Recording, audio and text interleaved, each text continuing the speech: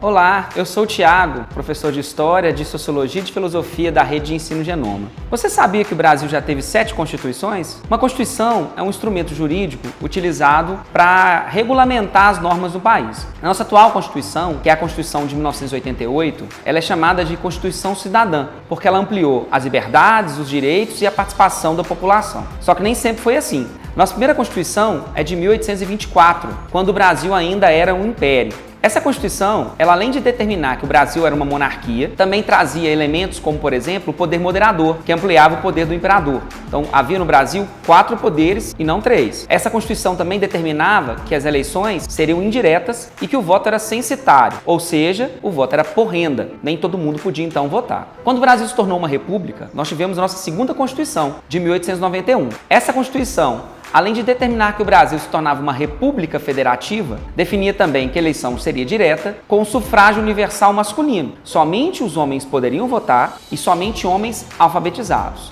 Essa Constituição, ela também vai determinar que o Brasil seria um Estado laico, separando o Estado e a Igreja, além de trazer de volta a ideia de 3 poderes. Uma outra Constituição que nós tivemos foi a Constituição de 1934. Essa Constituição, ela foi feita após a chamada Revolução de 1930, quando Getúlio Vargas chega ao poder. Essa Constituição, já de base democrática, ampliava os direitos trabalhistas que vinham sendo lançados desde o início do governo Vargas, além de trazer as novidades eleitorais, como, por exemplo, o voto feminino, a criação de uma justiça eleitoral, além do voto secreto.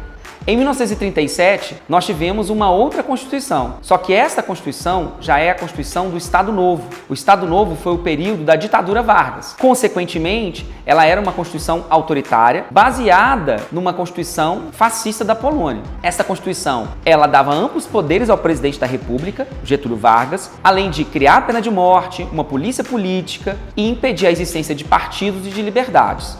Em 1946, nós tivemos a promulgação de uma nova Constituição. Uma Constituição, mais uma vez, de base democrática, trazendo eleições diretas, liberdade partidária, uma Constituição com base liberal e a ampliação dos direitos dos cidadãos.